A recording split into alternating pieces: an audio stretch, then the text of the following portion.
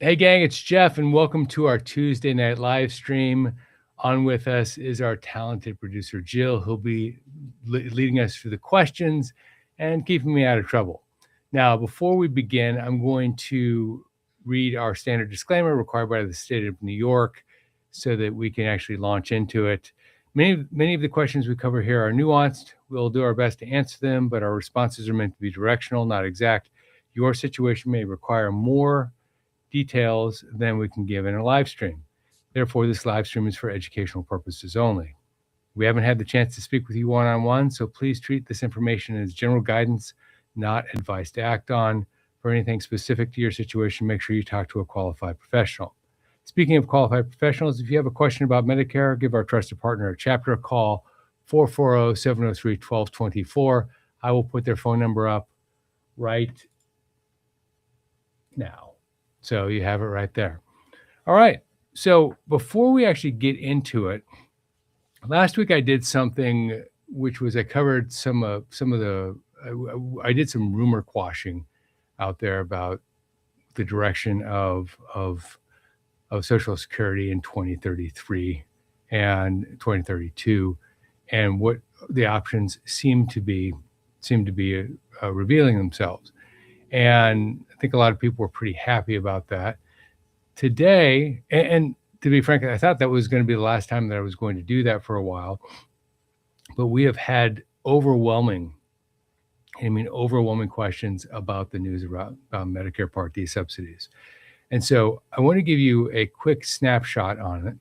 And this is a non-political snapshot, so you won't hear any commentary from me one way or the other. I'm just going to give you the facts, and then you can use the information or not. But basically, the CMS announced that the temporary Part D premium stabilization demonstration, which is a fancy name for a 2-year program, will end at the end of 2026. It was always scheduled to end at the end of 26. Now, the reason that people are afraid about this is that there have been a lot of headlines out there about this. And like all headlines, on day one, when something is released, people fill in the blanks with innuendo, with information, or with quasi-information, or with a guess. And people take that and they use that information and they believe that the guess is actually data, and it's not. So a couple of points here. Part D is not going away, and your prescription drug coverage is not disappearing. Now, what happened, or what's happening, and how we got here, is that when the Inflation Reduction Act, the IRA, which is a horrible acronym, by the way, for something related to retirement, but it is what it is, came about in 2022, and there was a big focus on Medicare.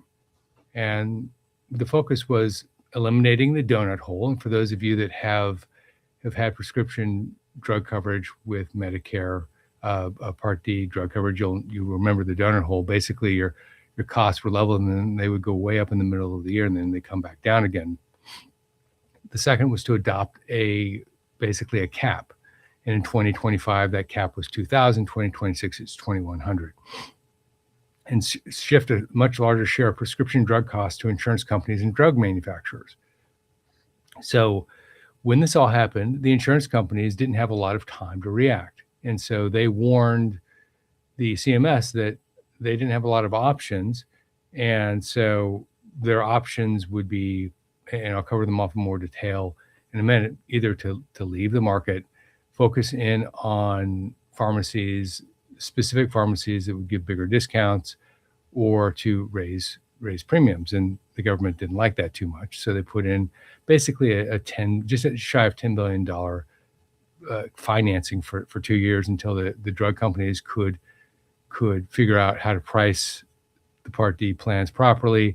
And more importantly, some of the drug discounts that were coming through started to come through. And by the time the 2 years was up, a lot of the big ones that a lot of people watching the show are on were discounted. Ozempic went from $988 down to I think in 2027, it's 279, something like that. So it's that order of magnitude, and it's been 10 to 15 drugs per year. Very specific, very focused drugs. And this is what insurance companies, Medicare, which basically in terms of the insurance companies, the source cost for insurance companies, Medicare negotiated those costs down for Medicare. And then this is what the insurance companies are working with. So this was a 2-year program. It ends at the end of this year. And at the end of this year, something's going to happen. Now, if you were to look at the news on day one, the world was coming to an end. 3 or 4 days into it. In fact, for those of you who are interested, I have a video on this on our channel. It launched at 6 p.m. today. Cooler heads are prevailing, and a lot of the things that weren't discussed on day one are actually being talked about. One, that this was always planned. It wasn't a big surprise. No one put this out there as a gotcha. It was always planned to last for 24 months. But the options the insurance companies had at the time were still the options that they have now, but they have a lot better price transparency, not only on the drugs that they were paying for before, the discounts on the drugs, but also on how the caps are effectively being managed and who's paying for what. And the pharmaceutical companies are paying for a lot of it, by the way. So what's happening in 2027? Well, the national base beneficiary premium, which is basically the number that Medicare puts out, and they use this number as a benchmark for things like how is your plan compared to this benchmark, or how are benefits paid out, and a variety of other things. But basically, in 2026, that benchmark for Plan D was $38.99. In 2027, it's $41.33. So it's going up $2.34 a month. Your increase might be more, it might be less, it might be spot on, but it's the number that the insurance companies and other data providers have fed into the CMS for the measuring point that they have. So the other aspect is that the cap was $2,000 in 2025, $2,100 in 2026, and it's projected to be $2,400 in 2027. And so this is all important information. A lot of this you already have out there, but the one thing that is really important here is that nobody actually has any information yet. And so if you're talking to a professional in the Medicare business, they'll give you their thoughts on it, and their thoughts might be right, they might be wrong. My guess is they'll for a lot of them, they'll skew towards the more risk averse side, meaning that they'll give you kind of a worst case scenario view, but nothing actually gets in their hands until September, and nothing actually is available for people to examine until October 1st. So there's no other data out there besides what I just talked about now, and potentially some data around the edges. But if you want the full download on this, go to the channel, go to YouTube, Holy Schmidt, and at 6 o'clock today, I released a video on this, and I intentionally waited a few days to get all of the data as accurate as we could get at the point where we were at this point in time. So this is a long-winded way of saying I wouldn't spend a lot of time stressing out about this, to be candid, because you won't have any better information today versus tomorrow versus next week. And a lot of the shock news that you've probably heard very likely won't play out the way that the people are hypothesizing. I guess that's the best way to describe it. All right. Now, I don't plan on doing this every week, but I thought it was important that I got that out there because we've had so much inquiry about this. So now that I've got that out there, why don't I pass this over to Jill to lead the way? Thank you, Jeff, and thank you for keeping us up to date on the very important information. And yeah, just a reminder to everyone that if you want to hear more about it, definitely go check out Jeff's video that just launched at 6 p.m. Okay, as always, please do put your questions into the chat box as they pertain to Social Security, and we will take those questions live. I think people were listening intently to what you had to say, Jeff, and so we don't have questions in there yet, but we did have a lot of questions emailed in. So I will start there with an emailed question, and as soon as we get some live, I will start taking them from there as well. So the first question is from George, and he's asking, my wife and I both receive Social Security retirement benefits.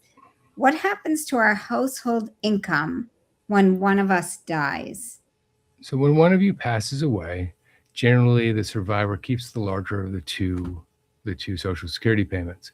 And that's called the survivor benefit. And the survivor benefit is one of the things I say about Social Security that they've done reasonably well.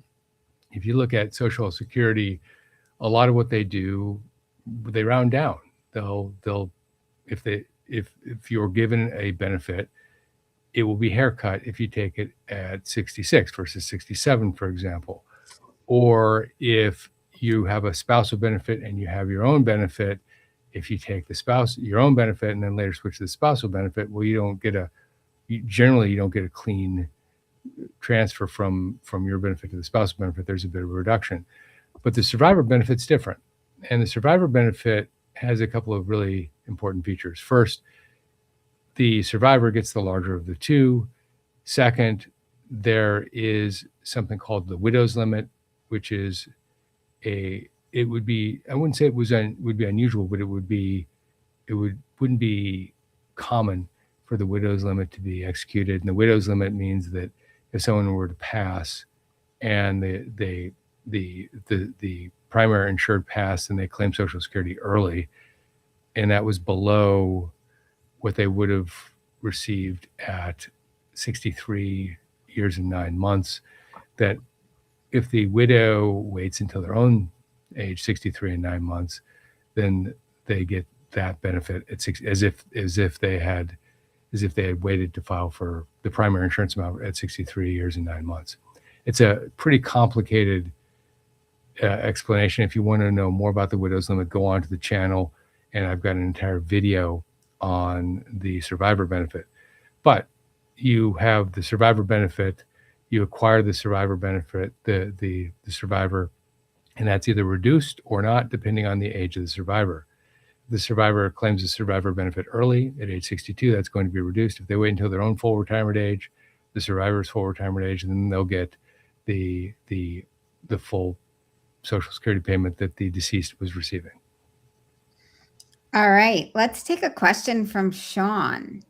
He's asking, I'm planning to start an online LLC at age 65 while collecting Social Security. Since I don't expect to make much profit until after my full retirement age, is this a reasonable strategy? It might be. This is one of those situations where you might want to sit down with an accountant or a financial planner, because it sounds like a cool business, first of all.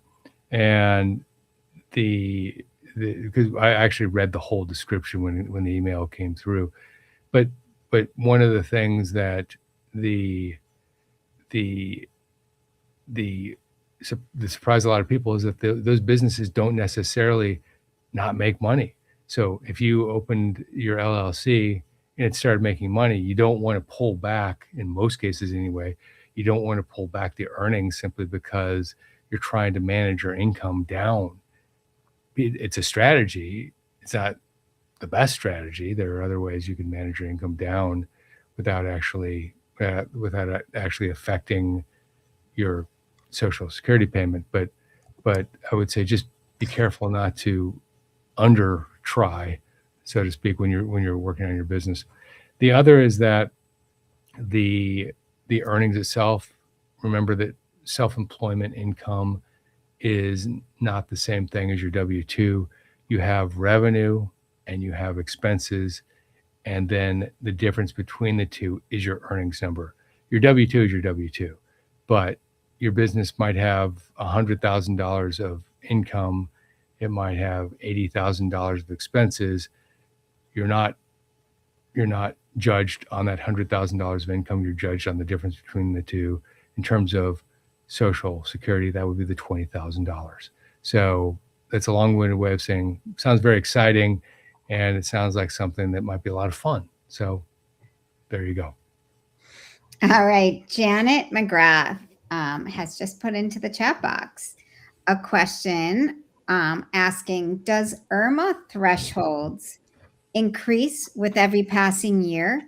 I'm concerned about exceeding them when I have to start RMDs. More than likely, yes. Yes, they do. The IRMA thresholds go up a little bit each year. At least they have historically. I can't imagine that would change in the future. And so whether that keeps you below required minimum distributions or not, that has a lot to do with how close you are, I suppose, to the threshold. But they do go up every year, more or less. And so I think you can count on that in most cases. All right. Douglas Mandelis has a question. My spouse and I filed jointly. She is 5 years older than me. We both have IRAs in our own name. When she reaches RMD age, will we need to take a distribution, or can we wait until I reach RMD age? No, it's RMDs. When she reaches RMD age, she'll unless she's managed it through other means, charitable contributions or a few other strategies, but her RMD is attached to her IRA. Okay. 31 Lisa is doing a test in the chat box. She likes to listen, but was wondering if the chat box was working because we have a quiet audience tonight. Yes, Lisa, the chat box is working.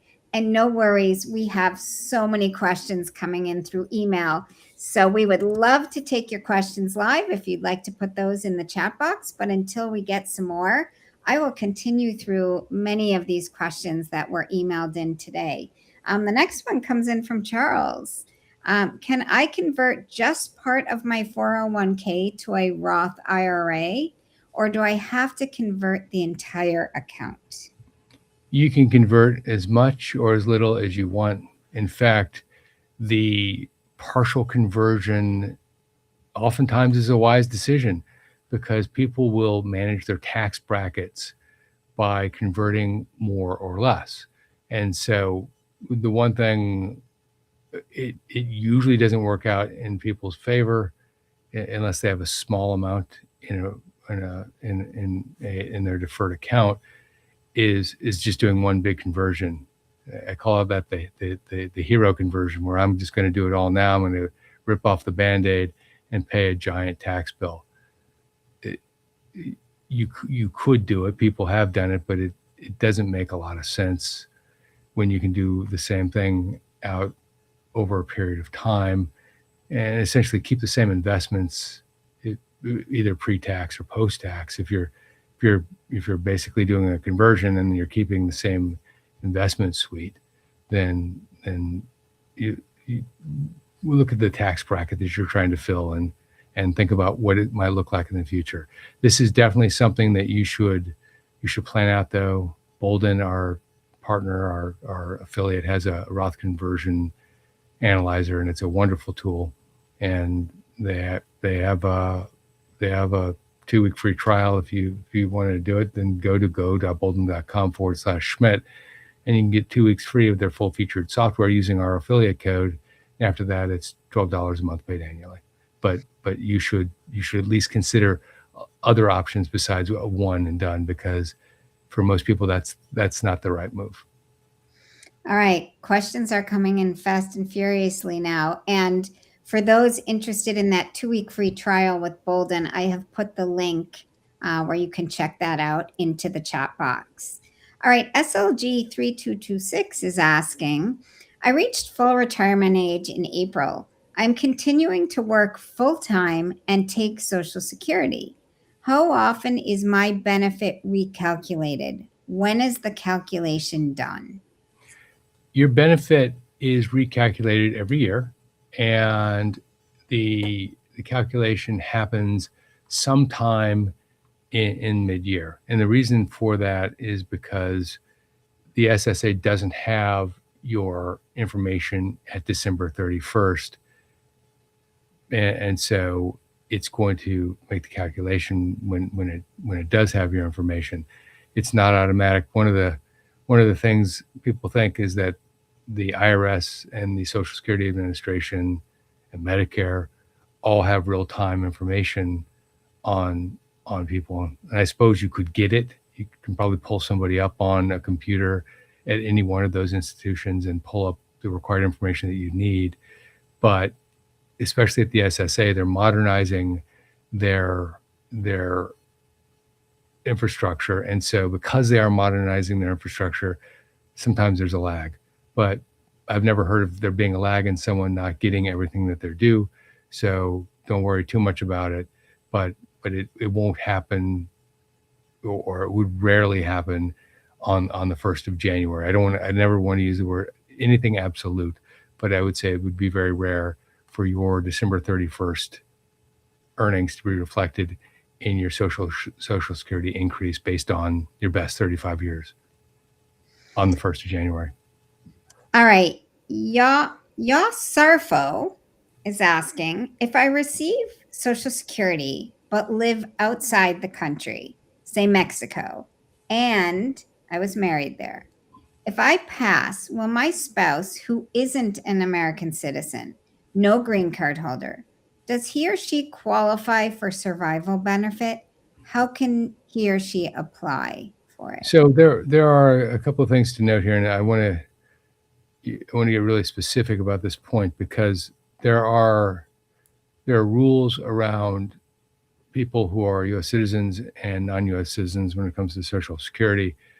If you are a U.S. citizen and you receive Social Security, you could move tomorrow and move to the Philippines, wherever seems to be a big place with this crowd, and direct the SSA to make deposits into a certain international bank's account, and it's available for you. There isn't really a requirement for you to revisit the U.S. If you are a non-U.S. citizen, under a lot of circumstances anyway, you need to come back to the U.S. every 6 months and be in the U.S. for 30 days. And so depending on your specific situation, that's something that you specifically need to know. As far as your spouse would qualify for benefits, but if those rules apply to you, they would also apply to your spouse. All right. K.A. Martin is asking, started Social Security benefit at 62 and I'm still working. I was told by Social Security rep that if I go over monthly test, that money is gone forever. I thought if they held over age, would it be added back at full retirement age? Yep. So what you're talking about is incorrect. You do get it back, sort of. And gang, for everybody's benefit, when you work and claim Social Security, you have certain thresholds. If you exceed those thresholds, then you have to give $1 back for every $2 over the threshold. And in 2026, the threshold is $24,480 a year, or $2,040 a month. If this is your first year, it's measured monthly. Anything that you earn over that, you give back to the SSA. But you don't give it back and it's gone. It is put back into your account, so to speak, and then you get a higher Social Security payment once you reach full retirement age. And so, in theory, no, that what you heard is not correct. The only caveat to that is that it's not the same thing as getting a big check when you reach full retirement age, because the assumption is that your higher payment will take you through to break even. And depending on what you're comparing it against, It could be somewhere anywhere from 77 years and 9 months to 82. And so 82, 83. So yes, you get it back, but you have to have longevity in there to make sure that you get it all back. All right, we have a question emailed in from Julie and Fred, and they're asking, we're retiring in June 2027. Can we use Form SSA 44 to reduce our Medicare IRMA after we retire? And when should we file it? Yes. So retirement is one of the life events for Medicare. So if you experience a certain life event, and there are a number of them, you aren't subject to the IRMA surcharge. And retirement is one of the life events. You don't need to wait until you get the IRMA surcharge. In fact, I would recommend, if you can avoid it, to not do that. I would fill that form out once you have a good read on what your actual income is going to be when you start Medicare, because or in the case of some people, just what would be 2 years earlier, because there are a lot of different life events, and one of them is retirement. But once you get a good read on what your permanent state is, then file the form, and that is the form, and ask for the exemption. All right. LL Hugo is asking, and LL Hugo, if you are on listening to this, it says 1, so it sounded like there might be another part, but we'll start with this one. And if you want to put the other in later, please do. But they're asking, if my PIA is $2,811 in 2026, will my PIA increase with a COLA year? Yes. The cost of living adjustment applies to anyone who is receiving Social Security, and it also applies to anyone who is deferred Social Security. So if, for example, I'm looking at Hugo's question. It doesn't say his age, but let's just say, Hugo, you are 65 years old and you're receiving $2,811 a month. When the cost of living adjustment is announced at the end of the year, your $2,811 will benefit from that. If, however, you were 65 and you said, you know what, I'm not claiming Social Security because I want to let it continue to grow, so I'm going to claim it at 67, you would still get the cost of living adjustment on top of what the scheduled growth number is. And so in either case, you're going to get the cost of living adjustment. All right, great. Let's take a question from Alvin. He's asking, we're financially comfortable. I'm delaying Social Security until 67, and I'm wondering whether I still need to keep working. What should we be thinking about? Well, this is less of a Social Security question and more of a retirement planning question, particularly if you're financially comfortable. If you were on the edge and you were having a difficult time going into retirement, you were worried about how you're going to pay your bills, there's a different set of logical outcomes or logical steps you should take. But if you are financially comfortable, you should be thinking about things like, do you want to travel? If so, then you might want to take it early. Do you want to protect your survivor? Well, then you might want to take it later, because the higher your benefit, the higher the survivor benefit. Do you just need the money? That's a big one for a lot of people. It's not the best reason out there, but it's a valid reason. And for a lot of people, it is the best reason. I would say if that was your reason, you'd be wise to talk to somebody before you just claim Social Security because you need the money. And then there's the interplay between your benefit and your spouse's benefit and the age difference. There are a lot of reasons, a lot of things to think about when it comes to making this decision. Being financially comfortable gives you more options. Oh, LL Hugo mentioned he retires in 2029. Okay. So it sounds like everything I just said is assume that it'll be the same in 2029, more or less. I don't think that Social Security doesn't move quickly. I can't see a big swing in things, but if there is, then come back on here and we'll revisit the question. Okay, Deep Sky is asking, I'm 63, have a Roth IRA, a work-based 401k, and a pension due when I retire from company. Can I divert all these to age 70 before taking, or is it better to take at a younger age? Well, your pension is going to be something you have to discuss with your employer. And a lot of pensions have different payouts for different ages where you start. In fact, if you think about how Social Security works, by waiting a year or 2 or 3, your benefit grows by 5 to 8%. Well, that's not magic math. There's an actual actuarial reason for it, and pensions use a similar actuarial reason. So yours probably has a delayed benefit. There might be a requirement for you to start at a certain age. Some pensions say, you know what, 6 months after you retire, this has to start, and you can't delay it. So you have to talk to your benefits department about what your pension offers. In terms of your Roth and your 401k, there's no rule that says you need to take money out of your Roth or your 401k. The only rule outstanding is the required minimum distribution rule. And for most people watching this live stream, it's at age 73 or age 75.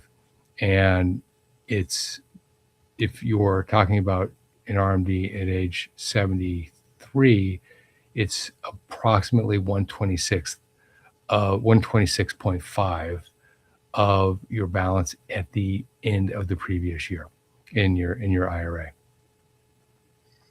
All right, great. So Jenny is asking, if my husband dies before me, would I immediately receive his full Social Security benefit, including his delayed retirement credits? Or would I Sorry, have to wait? Joe, let me just finish off the one. I want to mention one important point. The required minimum distribution generally doesn't apply to a Roth. It's a tax deferred account. So you're really talking about a 401k or an IRA. All right. Sorry. Go ahead. What were you asking now? Oh, no worries. Thank you for the clarification. Jenny is asking, if my husband dies before me, would I immediately receive his full Social Security benefit, including his delayed retirement credits, or would I have to wait until my full retirement age? Well, so there are 3 different questions in there. First, you can claim the spousal or the survivor benefit early, and you'll take a haircut on his benefit, on the survivor benefit. And I'm going to show this to everybody. A lot of you have seen this before. This is my 1-pager. It's called the Social Security Quick Guide. If you're interested in a copy of it, go to holyschmidt.com/quick guide, and it will tell you 3 things. It'll tell you what the primary insurance amount is at different ages. So, for example, if your full retirement age is age 67, your discount at age 62 is 70%, and at age 70, it's 124%. That's the first column. The second column is the same question. If you're the spouse and you take the spousal benefit early, what is the discount that you take? Or what is the discount that you have to give? And if you claim at full retirement age, then you get the full 50%. And then the third column is the survivor benefit. And the survivor benefit also has a reduction. If your partner passed and they were receiving, I'm just going to pick a number, let's just say that they were receiving $3,000 a month, and you claimed it at age 67, then you get the $3,000 a month. But if you claimed it at age 62, you get 79.60% of that. And if you claim it at 60, it's 71.5%. So the earlier you claim the survivor benefit, the less of the survivors, or the less of the deceased payment you get. That stops at full retirement age, though. So it doesn't increase beyond your own full retirement age. So if your partner was 70, then you get 100% of what they were receiving at age 70. If they were age 67, then you get 100% of what they would have received at age 67, and so forth. All right. George Manson is asking, do we have thresholds of 2027 or 2028 yet? Just curious, trying to stay ahead of the curve. If you're talking about Social Security estimates, there are a lot of estimates out there. And if we had had this discussion 6 months ago, you'd have people talking about a 4% cost of living adjustment. Inflation cooled off a month or so ago, 2 months ago, actually. And so now people are talking about high threes. And so you won't really know the outcome until October, because basically that's when the cost of living adjustment is announced. And the cost of living adjustment is based off of the consumer price index. And that's announced in I believe it's the 14th of October. And so you'll have, as you get closer and closer, as we get closer and closer, the estimate becomes more and more clear, because right now it's August. We have basically 6-8 months worth of information. We need August, September, October, 9 months worth of information. We need 3 more months worth of data. But right now we've got 75% of the picture. We have 9/12 of the picture. So as we get closer to October, this will become more and more accurate, but people are referring to 3.7, 3.8%. All right. So Sarfo is asking, if I have 30 years work history and start collecting my Social Security, after 1 year, will the Social Security received be used in my new calculation? This money is not from work, but from my Social Security. You're asking, will your Social Security payment grow based on your Social Security payment?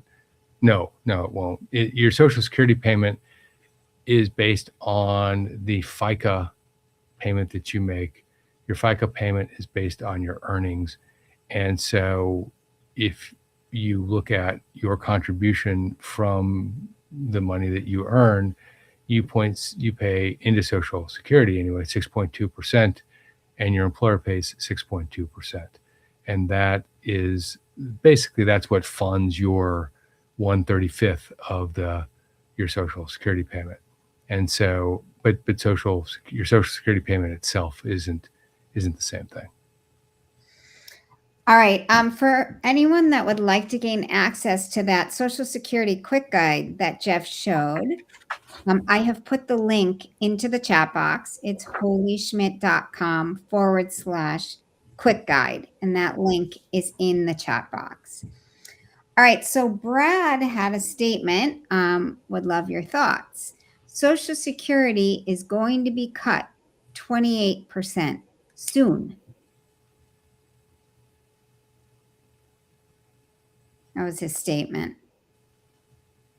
No, so he's asking me my opinion on his statement. Yeah. I think that that's unlikely. I'm not going to guarantee it. Nobody can guarantee it.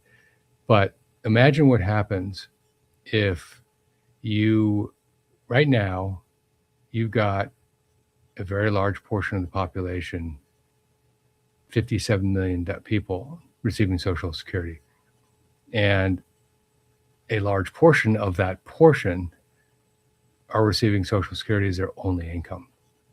And so I believe the number is something like 35 to 38%.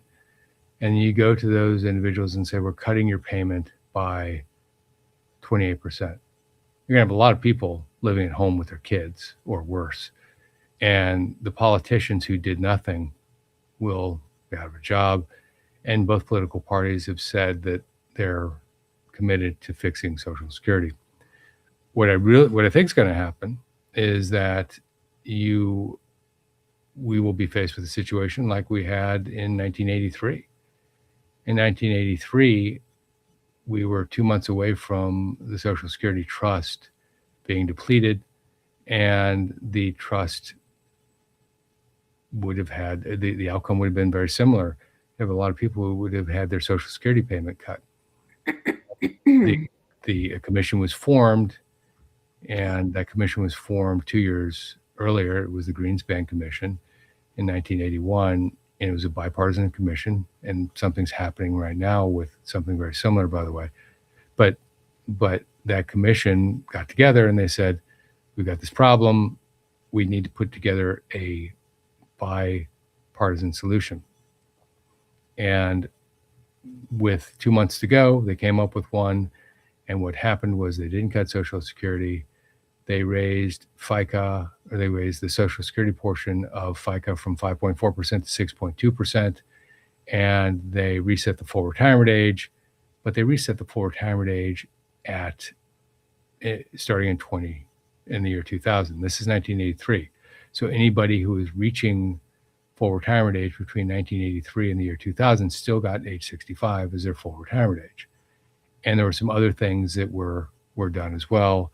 There were the taxes on Social Security, and the thresholds for the taxes on Social Security were set in stone. They didn't change. So people ended up having to pay more and more taxes on Social Security. Prior to 1983, there was no tax on Social Security. At the time when those provisions were put in, a large portion of the population still wouldn't have paid tax on Social Security. So I don't think it's likely. I think that, and in fact, last week I talked about the Promise Act, which is I hate to use the word bill, because anytime I use the word bill, people think that it's about ready to come into law, but it's one of two things that are being discussed. The Promise Act is a bipartisan bill and supported by both parties effectively, and the outcome is it's an agreement to start talking. And that's a lot like the Greenspan Commission back in 1981. The other one is a bill that puts forward a lot of benefits that increase, and it talks about a lot of different ways to finance it. I think that anytime you don't get buy-in from the other party, it doesn't matter if you're Democrat or Republican, and the fact that you need to get 60% of the Senate to say yes, you're gonna have a hard stop. And so I think that more likely what's going to happen is that both parties are going to start working on it. And hopefully it's not 2 years out before the trust fund runs out, but it could be. But I think it's unlikely that your politicians are going to let you, your parents or whoever you're referring to, be in a situation where your Social Security payment gets cut. I can't guarantee it, of course, but the outcome would be catastrophic. All right, thank you for those thoughts. Leora is asking, you gave a number for an RMD for a 401k or an IRA, but I was wondering if you had $100,000 in a 401k, what would the RMD be instead of that percentage that you gave? Well, the percentage I gave was a number that is, I can't, what's 1 divided by 26.5? It's like 3% or something like that, almost 4%. It's effectively on a $100,000 balance, you take 1/26 of it, and that's your RMD, assuming that you're using that percentage or that number on the day. It changes as you get older, but when you're in your first year, then the number is 1 divided by 26.5. Okay, George Manson, just a little bit back, had asked, do we have thresholds of 2027 or 2028 yet? Just curious, trying to stay ahead of the curve. He was actually, didn't put in there, but was actually referring to earnings estimates. You're talking about the earnings test. The earnings test is increased by an inflation number, and it's a different inflation number than the cost of living adjustment. It's an inflation number based on wage inflation. It's called wage index, and it won't be released until October, and so you're going to kind of have to wait. Unfortunately, I will tell you, historically, wage inflation has not increased as fast as the cost of living adjustment. At one point, they were lockstep with one another, but the way that employers have paid employees over the last 6 to 10 years, they haven't raised wages in general as fast as in inflation. So, but look for the wage inflation number in October, because that comes out then as well. All right. Scott Holt is asking, I'm 61. How far back do they index your top 35 years of earnings? Starting at age 60 and beyond, you get an index multiplier of 1. So you are anything from here on out, you're getting 1.0. Now, the flip side is that you are starting to get cost of living adjustments at age 62, and that cost of living adjustment is on your payment, whether you claim it or not. So there's a 2 year, basically 2 years of why would they do 60 and 61? I don't know. There's probably some sort of reason for it, like they need the time to calculate the number. You would think that they could do it in 1 year. They don't need to. But starting at age 60, your multiplier is 1. Just anecdotally, in 2026 anyway, if you were to look at what your earnings of 1986 would be in today's dollars, they would get a 4.0 multiplier. And so your $10,000 would be worth $40,000 today.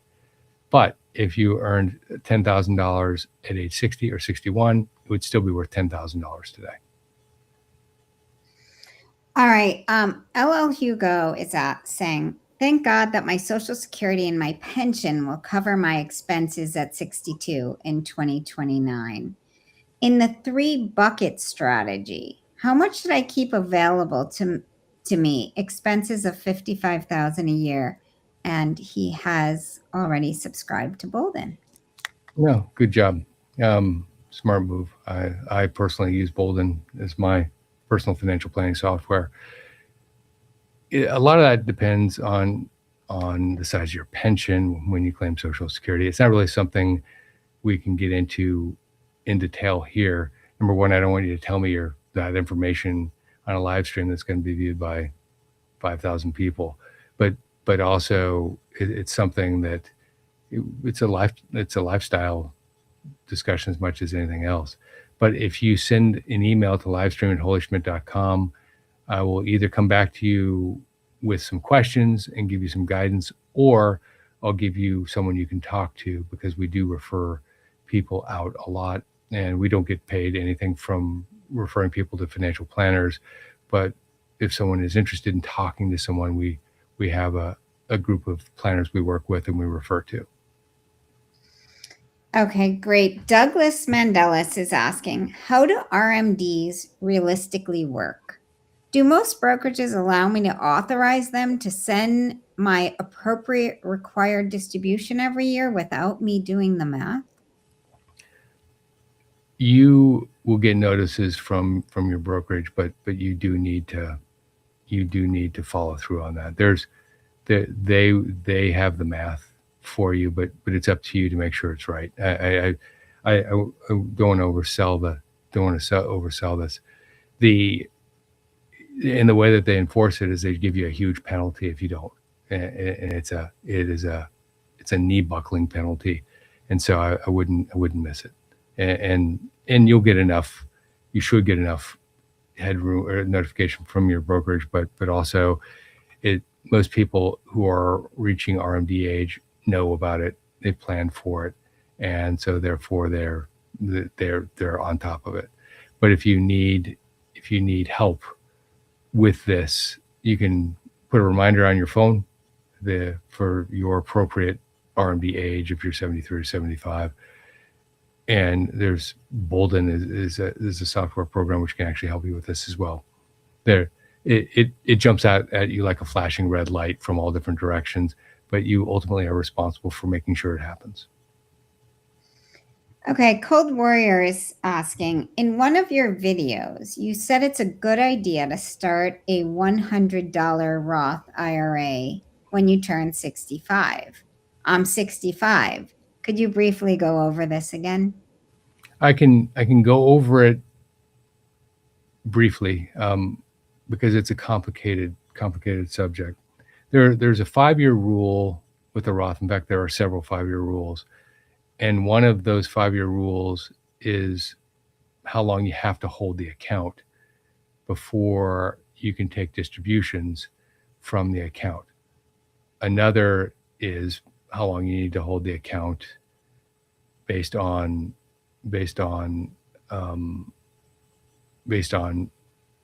your age, and there's still another 5-year rule. But anyway, the one that I'm talking, this one really is the sequence of the amount that you take out of your Roth IRA.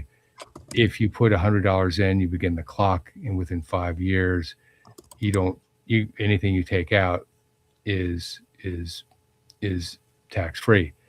If you take it out before 5 years, as long as you're over 59 and a half, what you take out follows in order. The first order is the return of your contribution. That's not taxable. Then growth, and so the 5-year clock is just there, so you don't actually have to figure out, am I taking out a return of my contribution? Am I taking out growth? What am I taking out? And so it's just the $100 is to start the clock. That's all. All right. Matt Waldbart is asking, I will be 66.5 months. In September 2026, I applied for Social Security. I believe this is saying on 6/15. Have not heard back yet. Monthly 6K salary is ending August 2026. Mm-hmm. I did not ask, and I did not tell Social Security about ending salary. How do they calculate the benefit? Well, the benefit isn't based on when you need the money. You tell them when to start Social Security. So if your income ends in August, you told them to start it in September, that's when it should start.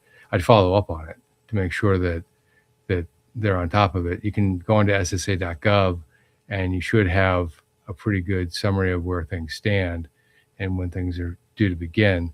But if you don't have any information on your My Social Security page on SSA.gov, then call them and talk to them.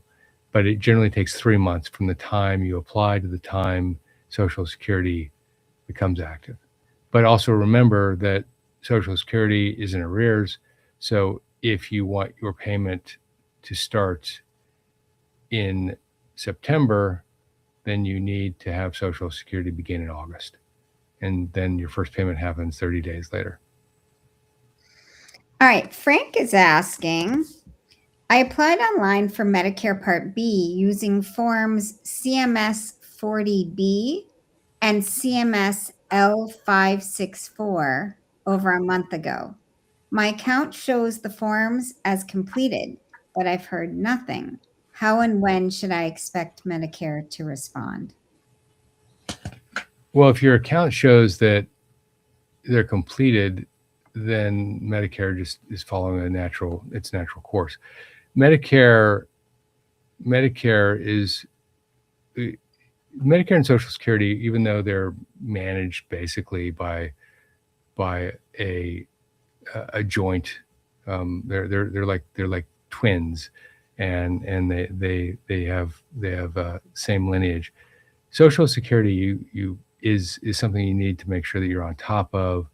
Usually Medicare doesn't make a mistake, and so if your forms have said that, if your online data shows that it's complete, then I would only follow up if you're getting close to the date where you turn 65, and assuming that your you're taking it at age 65, and make sure that it begins then. But you should have that data right on the web portal.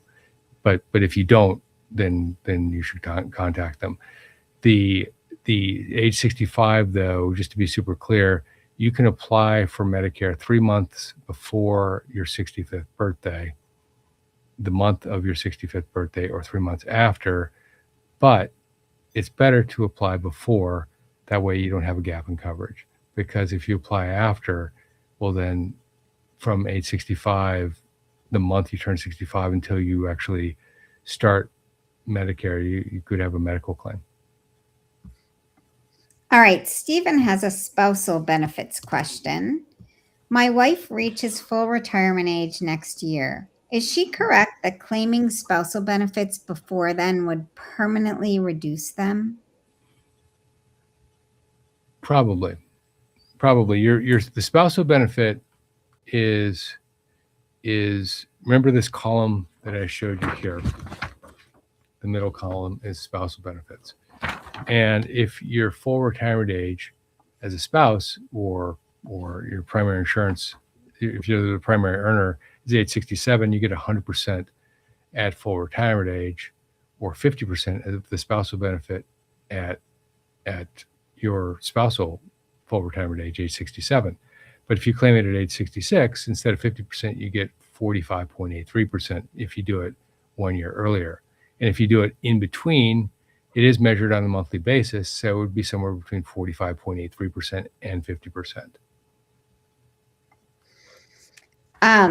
Great. Okay, I am re-putting into the chat box that Social Security quick guide for anyone that maybe was not on when Jeff showed it earlier and just heard about it now. If you want to gain access, go to holyschmidt.com/quick guide. And gang, it's totally free. There's no cost to it at all. You drop in your email address and it's sent to you instantly. There's no lag time or a half a second or something like that. And you'll also get the updated guide every year from that point forward. And also you'll get put on our list and get tips, tricks, and other information a couple of times a week. You can unsubscribe at any time. It's not most people don't, but for the quick guide, you get a lot more than just the quick guide.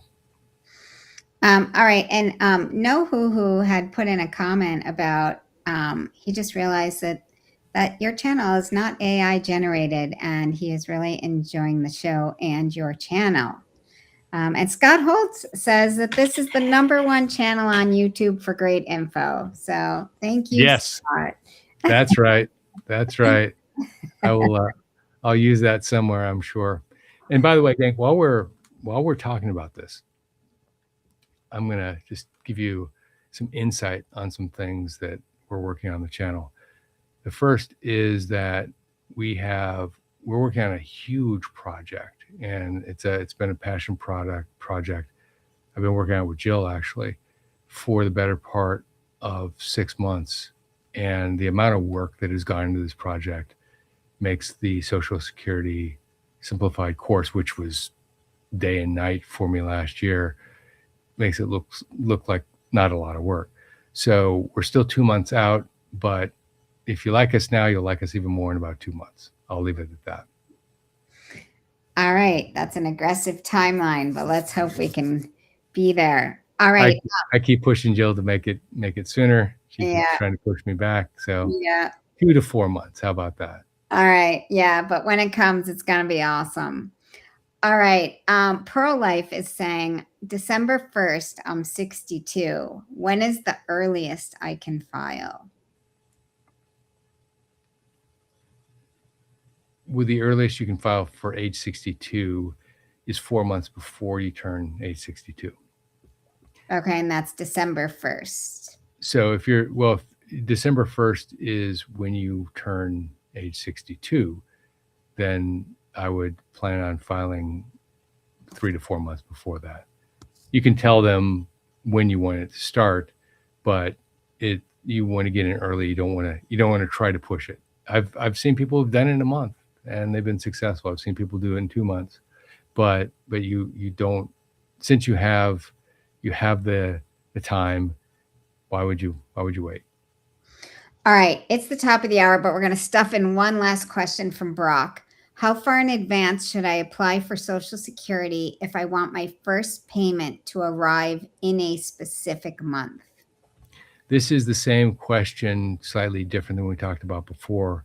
You can apply 3 months in advance. If you want to apply 4 months in advance, you can. Most people apply 3 months in advance. But remember that if you want your payment to arrive in a specific month, payments are made in arrears. So you actually need to set your Social Security to begin the month prior.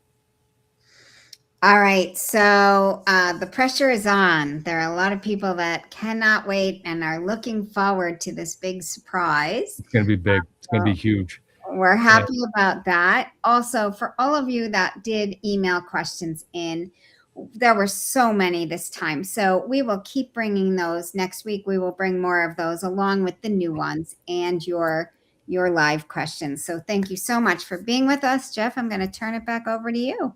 Gang, it's 8 o'clock here in New York, and don't know what time it is where you are, but it's later than normal for many of you to be on a live stream. So thank you for joining us tonight. And Jill, thank you for your expert guidance through the last hour. As always, I really appreciate what you do, and I think a lot of I think the viewers do too. We are full on between now and December every Tuesday from here on out. So no more vacations, unfortunately. It's all work and no play for about the next 6 months. So you'll see us next Tuesday at the same time, 7 p.m. Eastern time, and whatever your local time is. Just do the same thing again next week. I think with that, we're all done, and we'll see you in 7 days. Take care, everybody. Bye, everybody.